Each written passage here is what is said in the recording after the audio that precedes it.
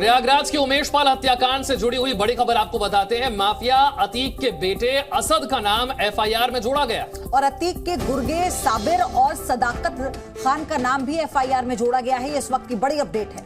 वारदात के बाद दर्ज कराई गई एफआईआर में इन तीनों का नाम नहीं था और जांच बढ़ने के साथ ही पुलिस ने माफिया अतीक के तीसरे बेटे असद और उसके 2 गुर्गों का नाम भी इस एफआईआर में दर्ज कर लिया है, यानी कि इन्हें नामजद किया गया। तीनों के खिलाफ हत्या समेत कई गंभीर धाराएं लगाई गई हैं। प्रयागराज के हत्याकांड को लेकर इस वक्त की ये बड़ी खबर है कि उमेश पाल हत्याकांड से जुड़ी बड़ी खबर, माफिया अतीक के बेटे असद का नाम एफआईआर में जोड़ दिया गया है।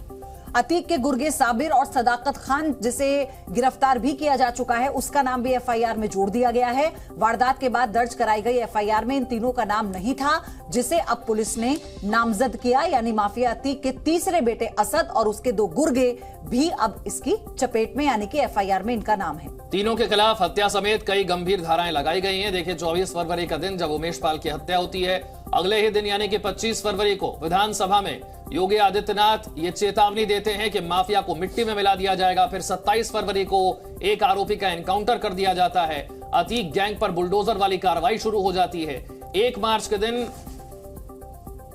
जफर अहमद का भी घर ध्वस्त कर दिया जाता है। और फिर अब आपको बता दें कि यह अंदाजा है कि गुड्डू पंडित पर भी जो बुलडोजर है वो उसके निर्माण पर चलाया जा सकता है। उमेश पाल हत्याकांड को लेकर अब तक के 10 बड़े अपडेट क्या हैं, जल्दी से आपको ये बता देते हैं। पहला बड़ा अपडेट यह है कि हत्याकांड में शामिल एक शूटर ने सरेंडर कर दिया है। बिहार के सासाराम में यह आत्मसमर्पण किया गया है। अरमान के सरेंडर को लेकर अभी आधिकारिक पुष्टि होना बाकी है। अतीक की पत्नी शाइस्ता की अर्जी पर आज सुनवाई होने वाली है। वहीं शाइस्ता ने बेटों को अगवा करने का आरोप भी लगा दिया है। अतीक अहमद के बेटे की जमानत याचिका खारिज हो चुकी है। इलाहाबाद हाईकोर्ट ने यह याचिका खारिज की। कल सफदर अली के घर पर बुलडोजर वाली कार्रवाई हो चुकी है। अतीक अहमद के करीबी सफदर अली, और आपको यह भी बता दें कि गुड्डू मुस्लिम के घर पर भी बुलडोजर चल सकता है।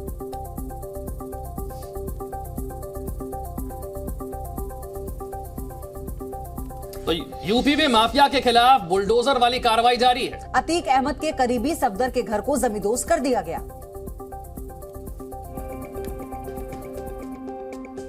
प्रयागराज में उमेश पाल हत्याकांड के बाद इस मामले में जुड़े सभी आरोपियों पर सख्त एक्शन लिया जा रहा है। माफिया और बदमाशों पर सीएम योगी का बुलडोजर लगातार चल रहा है। प्रयागराज में गैंगस्टर अतीक अहमद के करीबी सफदर अली के मकान को प्रशासन ने जमींदोज कर दिया। आरोप है कि ये घर अवैध रूप से अतिक्रमण कर बनाया गया था। इस बीच अतीक अहमद के बेटे अली अहमद को जमानत पर छोड़ने से हाई कोर्ट ने इनकार कर दिया। कोर्ट ने कहा कि आरोपी खुद में भी माफिया डॉन है। इसके खिलाफ गन पॉइंट पर 5 करोड़ की फिरौती या कीमती जमीन लिखने से इनकार करने पर जान से मारने की धमकी देने के आरोप हैं। अतीक अहमद की पत्नी शाइस्ता परवीन ने पुलिस पर बेटों को अगवा करने का आरोप लगाया है। सीजेएम कोर्ट में शाइस्ता की अर्जी पर आज दोबारा सुनवाई होगी। वहीं बुलडोजर कार्रवाई पर समाजवादी पार्टी सांसद शफीकुर रहमान बर्क ने सवाल उठाए हैं। बर्क ने कहा कि कार्रवाई के बहाने मुसलमानों पर जुल्म हो रहा है। ये बुलडोजर की कार्रवाई जो ये कोई सजा नहीं है, ये तो जुल्म है। इस खबर पर प्रमोद शर्मा हमारे सहयोगी जुड़ चुके हैं लाइव। प्रमोद, आज ये कहा जा रहा है कि गुड्डू मुस्लिम के प्रॉपर्टी पर अवैध निर्माण पर भी बुलडोजर चल सकता है। आज की सारी अपडेट क्या है? आज किस तरह का एक्शन मोड हम देखेंगे? बिल्कुल, उमेश पाल हत्याकांड के बाद पिछले 2 दिन में जफर अहमद और सफदर अली, जो कि अतीक अहमद के काफ़ी करीबी थे, उनके घरों पर बुलडोज़र की कार्रवाई की गई और दोनों के घरों को जमींदोज कर दिया गया था। और आज बताया जा रहा है कि इसी मामले में एक आरोपी गुड्डू मुस्लिम, जो कि चकिया इलाके में रहता है, इन्हीं जो आप देख रहे हैं ये इमारतें हैं, इसी गली के अंदर जाकर गुड्डू मुस्लिम का घर है और उसको पर भी आज बुलडोज़र की कार्रवाई होगी। चूँकि तंग गली के अंदर गुड्डू मुस्लिम का घर है, लिहाजा बुलडोज़र वहां तक नहीं पहुंच सकता। इसीलिए किस तरीके से कार्रवाई की जाएगी, उसके जो अवैध निर्माण है उसे जमींदोज करने के लिए ये देखना होगा। पीडीए के लोग अभी फ़िलहाल यहाँ पर नहीं पहुँचे हैं, लेकिन आशंका जताई जा रही है कि गुड्डू मुस्लिम के अलावा जो गुलाम है, जो कि सीसीटीवी में गोली चलाते हुए और बम फेंकते हुए गुड्डू मुस्लिम था, ये नज़र आए थे। इनके घरों को भी आइडेंटिफाई किया गया है और उनकी जानकारी जुटाने के बाद इनके घरों पर भी बुलडोज़र का एक्शन देखने को मिलेगा। लेकिन फ़िलहाल जो है अभी किसी तरीके से पीडीए या फिर पुलिस फोर्स जो है वो यहाँ पर नहीं आई है, लेकिन ये बताया जा रहा है कि गुड्डू मुस्लिम का घर भी जो है वो बुलडोज़र कार्रवाई के उस पर भी होनी है। और वहीं अगर हम बात करें तो इस केस से जुड़े हुए काफ़ी सारे लोग हैं जो कि लापता है। कई लोगों का कहना है कि वो सरेंडर करने के लिए एप्लीकेशन दे रहे हैं। वहीं जो अतीक अहमद की पत्नी शाइस्ता प्रवीण है, उसने अपने बेटों को अगवा करने का आरोप पुलिस के ऊपर लगाया है और पुलिस को बोला के खिलाफ बोला है कि पुलिस ने उन दोनों को उठा लिया है और उनका कभी भी इनकाउंटर हो सकता है। लेकिन पुलिस ने कोर्ट में लिखित तौर पर ये दिया है कि उनके किसी भी बेटे को पुलिस ने नहीं उठाया है, ना तो उनकी गिरफ्तारी हुई है, ना ही जीडी एंट्री की गई है। ऐसे में आज उस मामले में दोबारा से सुनवाई प्रमोद, होगी। कुछ और लोगों के नाम भी एफआईआर में जोड़े गए हैं, उनके बारे में क्या जानकारी?